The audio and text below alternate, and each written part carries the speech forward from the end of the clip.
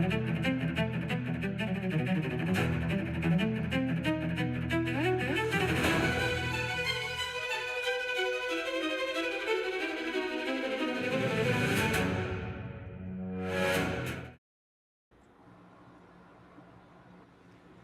everyone, hope you guys had a great July so far. We are nearly at the finish line. Um, we have officially fully now entered the second half of 2026. It's been a it's been a fun it's been a pretty interesting year so far. Hopefully it has turned out happier than we had initially predicted. Anyways, for today, as we are gearing up for the long weekend here in North America, we have three spicy topics to share with you. And yeah, let's get right into it. Let's start with the first one. That is, let's go here. Okay. So for those of you who may not know what Infosys is basically, you could call them the Accenture of India.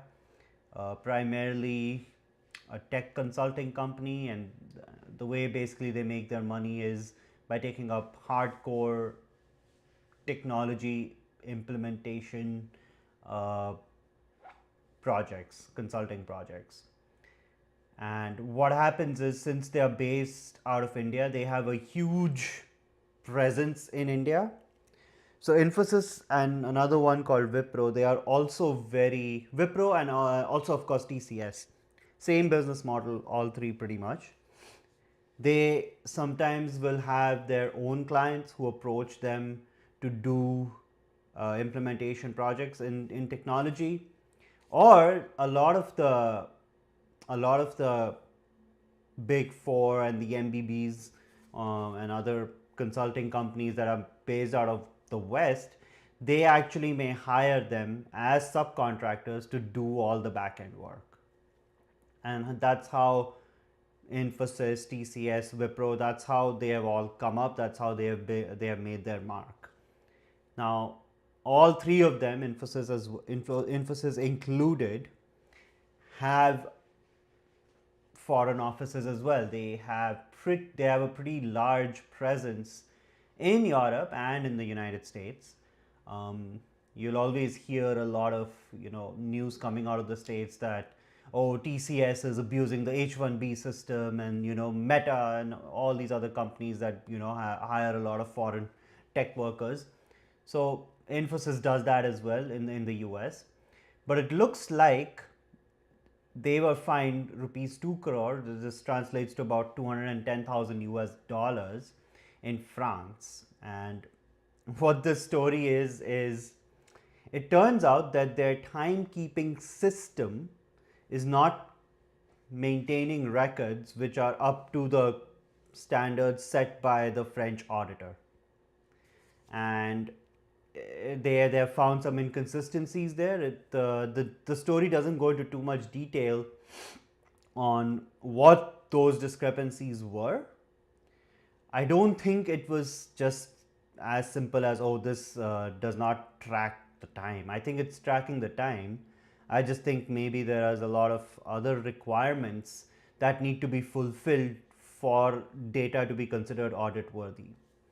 Now the story says, okay, in France, you only full-time job means 35 hours of work week, and I think with contractors they say, okay, up to 48 hours. Now, typically a story like this probably won't get much attention.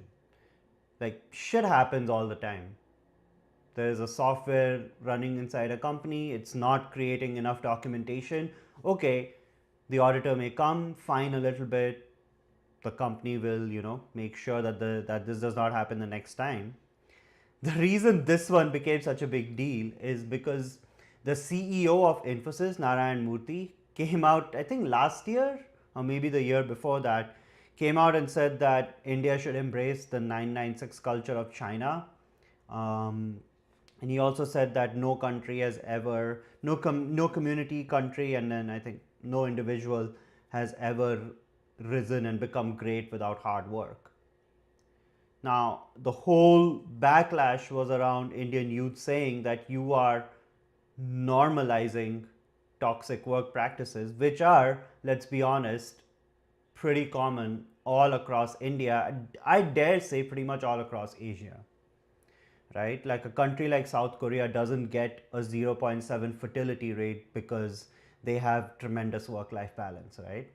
A similar story in Japan, and I'm not trying to throw Korea and Japan under the bus. This is prevalent in India, this is prevalent in China, and this is prevalent in any country you point to the map in Asia. Now, I and now this is my opinion on what Narayan Murthy's original statement was. I think I think in principle he's not wrong. If you're not going to work hard, you're not going to rise. But I don't think you're going to rise much if you keep working hard as IT coolies anyway. And that's the business model of all these, the three companies that I've been mentioning. Just coolies. Again, I don't have anything against coolies. I don't have anything against porter work. Anything that puts food on your plate, pays your bills, is respectable work. But again, being a porter does not result in credible IP. And it's IP ultimately that makes you valuable in the world. Infosys, TCS, Wipro are nowhere near that. I don't even think they have any IP. If they do, no one bloody knows about them. The second thing is, I think without putting some sort of a label to it, like a 996 system, or let's have you know 10-hour work days for 5 days a week. I think you can just encourage people to work hard simply by cutting down on the toxicity in work cultures. Now, before I go further, JD, what are your opening thoughts on this? Right. I mean, I can't believe I'm saying this, but I side with Infosys on this one. Um, the issue is that Infosys just got fined in France because its time tracking system wasn't strict enough to enforce a 35-hour work week, which on its face also sounds funny to me, a 35-hour work week, you know.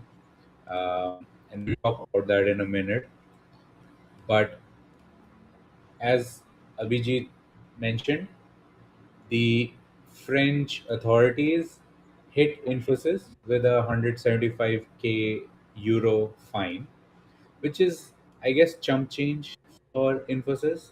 But I think they just wanted to call into the attention what Infosys was doing. Um, France strictly enforces their 35-hour work week with mandatory rest periods, whereas the leadership culture of major Indian IT firms famously advocates for relentless uh, work weeks, as Abhi mentioned. Maybe it was a big deal. We don't know the details. But for me, it highlights a fundamental cultural difference between the tech world, which expects maximum productivity, and the European regulator, who are actively trying to police worker protection. I mean, where I work in Silicon Valley, people work 60 hours a week, no problem. I know that France wants to have a good work life balance and maintain its labor friendly culture. But I think if you give too much power to labor, then people will start to misuse it. Like we know, like it doesn't take much to start a protest in France every time the government does something a minority in public doesn't agree with. At this pace, France would be lagging behind other countries if it doesn't take a more pragmatic approach to its working culture. Like I don't think it should be either. It shouldn't be. We should be working like uh, 996, or we should be working 35. I think it should be flexible. It should be up to the companies, because they know best how to make their uh, employees productive, right? That's their kind of IP. So I don't know if France is going to change. uh, I mean, I hope it becomes a more business friendly environment, but judging by stories like these, it looks unlikely. Yeah,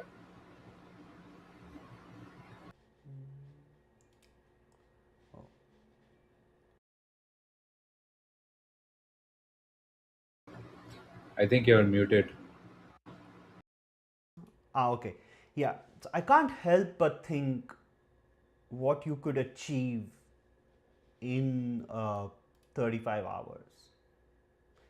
I mean, I live here in Canada and we are required to submit 37 and a half, not necessarily 40. I can tell you pretty much as a guarantee that I average more than 40 a week. It does not have to be 50, it does not have to be 60. Sure, I get that. But there are two ways to look at this. It does not have to be that every week you have to achieve a 60-hour week. But if you're only doing 35 month after month after month, eventually your productivity is going to be shit. And then you're not going to get paid that much for your output just because there is not much to pay you for.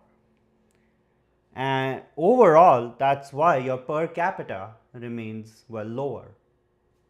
Now, France is already a developed country, so a lot of these issues don't have to necessarily concern them so much. But something to point out, when Emmanuel Macron, the current president, when he came to power and he had tried to raise the retirement age by 2 years, there were literally protests all over the country, huge backlash. My only question is, with all the advancements in medical technology, you can easily work up to 65, 70. People do that all the time these days. Um, Now, for a state that's already so socialist, all they are saying is, can you please work 2 years more so that we can maintain the current level of benefits? And there was a backlash, right? I think France, United Kingdom, uh, all the other countries that used to have a lot of colonies, they need to just realize colonization is over. Like every country is now independent, and you're gonna have to start producing your own money, and you cannot have policies that encourage laziness.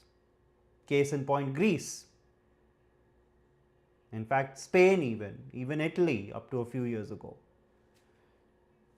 I guess, yeah, you know, I don't necessarily encourage a 996, but I don't see uh, why calling on for people to work hard is supposed to be a problem. Um, Anyways, guys, this debate will rage on. Let's move on to something more more controversial than this. So Yeah. apparently, yeah, do you- JD, kick us off. yeah. So let me start off on this. Yeah, this was pretty big uh, in Canada, but this story is about Harry Potter and Tim Hortons. Um, with our backgrounds, you can tell we are big Harry Potter fans. I actually went and saw the Cursed Child play a few days ago. It was amazing. Anyways, so Tim Horton launched a massive Back to Hogwarts promotional campaign with Warner Brothers Discovery, featuring special menu items and Harry Potter merchandise across all its Canadian locations. However, it was immediately hit with a heavy social media backlash and boycotts calls from advocacy groups like Egal Canada. So apparently, uh, the author J.K. Rowling said some bad things or questionably bad. I mean, uh, uh, we will talk about that in a minute. But it highlights a recurring corporate nightmare, like licensing world famous, beloved nostalgia remains tied to its creator, in this case, J.K. Rowling, whose personal stance sparked intense cultural polarization. Now, before we get your thoughts, Abhi, uh, personally, I think people should learn to separate the art from the artist. Like in this case, J.K. Rowling, whatever her views are, it doesn't affect the quality of her books. She's a great author. She's written amazing stories, some of which are very integral to my childhood. If we protest each and every person in history for any extreme viewpoint they had that we don't agree, it will be very hard to find anybody talented to look up to, right? Like, can't we enjoy art for what it is? Just art. I mean, I've seen the same thing happen with, for example, Chick-fil-A. I don't know if you remember, like, there was a huge backslash because Chick-fil-A has a Christian founder, and they even don't open on Sundays, even on airports, which is like pretty big departure from other restaurant chains. And what they do is they preach, whatever church gospel, and they attract those kind of people. And obviously, by association, they aren't very friendly to, again, LGBTQ community. So there was a huge backslash against that, but it didn't work out because in the end, people who eat there don't care about all this stuff. They care about how the chicken sandwich tastes, and it tastes amazing. But I would love for people to come to their senses on this matter, but I have no hope, frankly. So, Abhi, yeah, your thoughts? So now there's obviously two sides, and let's do an experiment. Let me go to this one. Now this is the other side, right? I'm an employee of Tim Hortons. I'm also transgender. You're actively hurting many of your employees, including myself. So this employee is telling Tim Hortons, their employer, that you're hurting many of your own employees by having these Harry Potter flavored donuts or Harry Potter themed donuts. Said another employee, choosing donuts over the safety of trans people is certainly a choice. What a terrible effing thing to do. Another person wrote they were heartbroken, adding, this really hurt more than most. How can one person's hateful voice carry this far? So, the theme here is J.K. Rowling has said something so hateful that now, if you dress up donuts in Harry Potter colors, they are dangerous enough to, you know, to question the safety of trans people working in Tim Hortons. Seriously, if Tim Hortons has made donuts that can, that can literally be used as a weapon, they are in the wrong fucking business. Stop selling coffee, get into defense, and sell a bunch of your stuff to all the countries in the world. Everyone wants cutting edge defense equipment these days, especially a bloody donut. Let's look at what J.K. Rowling had actually said in 2020. This is just a snippet. There's a lot of articles that go over how her anti-trans stance has changed and everything. So I think the one on the top left, that was the original one. If sex isn't real, there is no same-sex attraction. If sex isn't real, the lived reality of women globally is erased. I know and love trans people, but erasing the concept of sex removes the ability of many to meaningfully discuss their lives. It isn't hate to speak the truth. Now, you could argue that truth may be a little subjective. It may even be, it may just be she might have conflated her opinion with the truth. You can make all these arguments, but at the end of the day, what's so hateful in this? I know and love trans people. She has clearly said that. But erasing the concept of sex removes the ability of many to meaningfully discuss their lives. That is true. In the English language, all words are, you know, two genders. Like there's male and female. Nowadays, we have introduced pronouns to try and be inclusive, right? And a lot of people still have not gotten used to it because they grew up learning a particular style of English. Same thing with Hindi. Every word has a gender associated with it. I'm telling you, if you really want to learn a language that is either gender free or has inclusivity, either learn German, which is pretty difficult in itself, or learn like a Japanese or a Korean where there is no gender associated with any word. The most commonly spoken languages all over the world all have genders associated with nouns. In all languages except English, all the Latin based languages, French, Spanish, Italian, Portuguese, they still use the word negro for wines and a bunch of other things. Negroni. They're not referring to black people when they use that word, but it's just a word in their language. Let's go to the one on the bottom right. Every now she came out and she defended all the backlash and everything.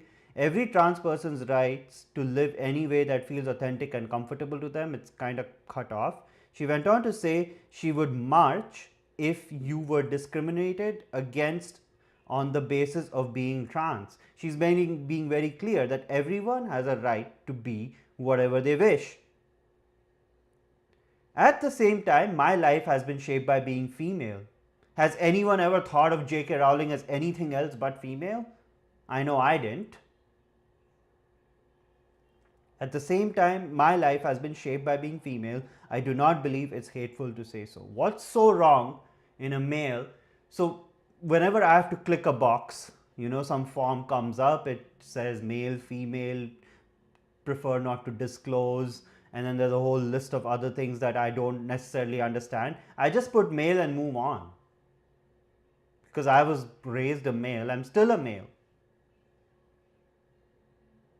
So if these donuts do make it to Tim Hortons shelves, I'm gonna eat them because Harry Potter, Lord of the Rings, Home Alone, uh, at least all the Marvel movies till Avengers Endgame, these have shaped my teens all the way into till I was like about 30 whenever Endgame came out. These are my formative years. I would love to live those experiences in any way I can. Last year there was a Forbidden Forest setup in Stanley Park in Vancouver. I went for that. I got a Slytherin scarf. It's just too hot to bloody wear it. I got a Gryffindor sweatshirt. I got that dumb wand as well, and wasted $15 on butter beer in the park. Yeah, I'm going to live it. I'm going to get these donuts. I don't have anything against trans people or every other type of person that's included in that long ass acronym that I can't remember anymore. I have nothing against the way people choose to lead their lives. But just because you have a certain way of living your life, you don't get to tell me that I can't go get my donut. JD, any closing thoughts for this one? No, no, I just feel bad for these corporate companies because this fallout demonstrates the widening gap between entertainment studios and franchise creators. So I just hope like content owners like Warner Brothers, they don't get uh, you know uh, saddened by all this, and they don't stop doing these interesting promotions. Because for fans like us, it's nice, you go to a place and you see a piece of your childhood or something. It's a good thing. I don't need to go to Disneyland to experience all this. I should be able to do this once in a while. But yeah, those are my closing thoughts. All right, guys, drum roll for the last one. Let's end on a positive note today. So, even though this news article is, is hinting something negative, I actually am not too knowledgeable to understand what actually happened in this one. They sent up a robot. That robot was supposed to pull up a satellite to a higher orbit so that it could do its job. Till there, I kind of get it. And then this whole story goes into how it was trying to do all this. Um, what caught my attention here is this is what, as a Canadian and as a person of Indian origin, makes me jealous of America. This is a company called Catalyst. We will display what their LinkedIn page says about them. It's a startup, and they have been allowed to enter a space like space.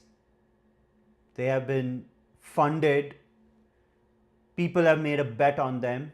Something's gone wrong, but it just, this is so fascinating to see that the United States can continue through all the hatred that's being spewed on them for ridiculously expensive World Cup tickets, to having a bit of an interesting president, so on and so forth. Through all of that, the ecosystem of innovation and the whole thought process of the people in the country just endures on, right?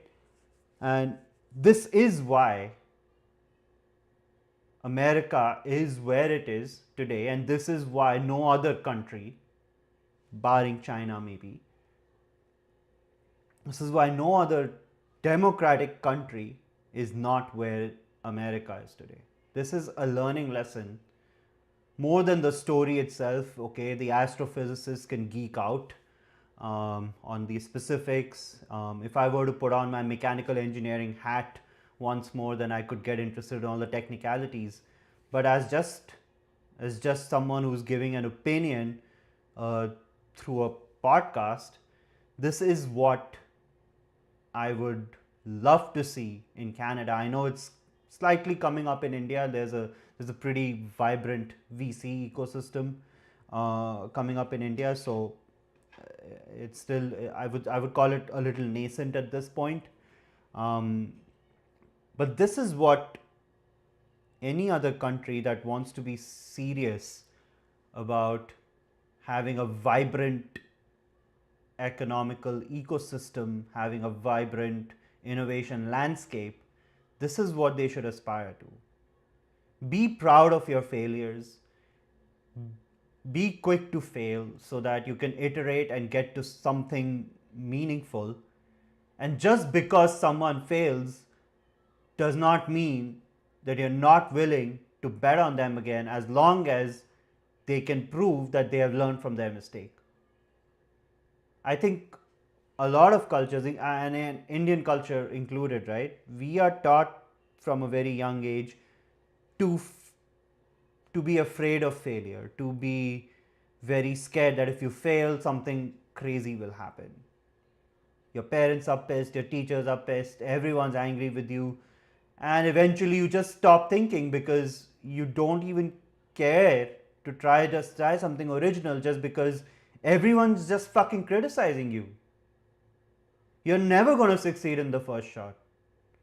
JD and I have been doing this podcast for 2 years. We kind of stopped for 8 9 months. Now we are at episode 23 of this.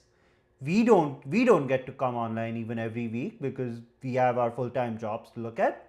But you're still here. You don't succeed easily, but just that, but because Your first shot doesn't succeed doesn't mean you won't eventually get there. Anyways, I'll stop ranting. JD, your thoughts.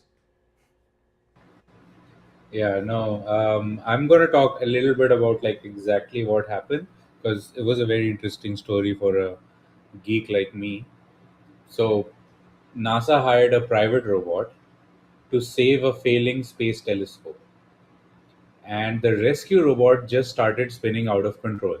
That's like the gist of it. So, there is a little bit of history here because it outsourced this saving mission to a private startup called Catalyst Space, and they gave them around like $30 million and created a robot Link. And what happened was Link lost two of its three reaction wheels and suffered some thruster failures, sending it tumbling uncontrollably. Now, space is hard, like a very, very hard problem. And this showcases the extreme double edged sword of commercial space partnerships. Like, you can move really fast, and the speed and the cost drop if you do it privately. But obviously, like, it radically elevates mission risk. So, why did this failure even happen? It wasn't even Catalyst Space's fault, because what happened was there was some unprecedented solar activity that puffed Earth's upper atmosphere, creating this extra atmospheric drag that violently started pulling against aging satellite, and it happened much faster than they predicted. And that's all that happens, something you couldn't foresee. So I feel even if NASA did them themselves and spent 10 times more money, this still could have happened. Yeah, so personally I feel it's okay to fail like this. As Abhi said, this is how we make progress. We need to make it cheaper to send things in space so that we can do it more often. And this is just one of the sacrifices we have to make. I personally subscribe to the thinking that done is better than perfect, because that's what real engineering progress looks like. Like, just go do it, try it out. If it doesn't work, it's fine. Keep trying, keep learning. So, this tumbling incident proves that autonomous servicing is still an experimental frontier where a single software glitch can turn this rescue mission into like a big space debris, but it's still worth doing in my opinion. So yeah, that's my thought, Abhi. Yeah, I mean, space is truly the next frontier of discovery. I mean, there's still a lot to learn on this planet, but we definitely need, if possible, even another home or at least a standby, because we do live, we live in the safest times in history. There's no denying that, but we also live in a very technologically advanced time. And that comes with pros and cons. There is just too many ways in which the system is fragile, and if it leads to a meltdown, then everyone collectively just suffers. And I don't mean just in not, I mean in physical ways, right? Nukes being one of them, just bio weaponry, chemical related weaponry. A lot of countries possess all of this technology. I'm not going to single out any country saying, oh, this is very bad that these guys have it, but it's very good that these guys have it. No, all of them collectively having it is pretty concerning, just because it'll take one bad decision to set in motion a set of events from which humanity as we know it may never be able to recover from. So, we definitely could use a standby home, and whatever reduces the cost of that exploration, whatever can reduce the reduce the time to which we discover a next viable home, whatever can reduce the cost to being able to get there, um, I'm game for it. So let's keep cracking at it, guys. I mean, US is now also going back to the moon. India has aspirations to land someone on the moon by 2030.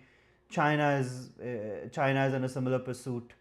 Um, India is now also looking into trying to get a small space station. China already has a small space station. The ISS is going to get decommissioned, I think, in 2030. Maybe there'll be an opportunity to build a bigger one, a better one. Um, I personally feel the data centers in space can take a backseat if you're running out of money. I just don't think that that's the most important thing that we need as far as space exploration and space augmentation is concerned. Um, but yeah, that's it, guys. That's our show for today. Do let us know what you guys think. Do like, share, and subscribe. JD and I will be back again with another episode next week, same time, same place, and with different backgrounds. So, signing off, everyone.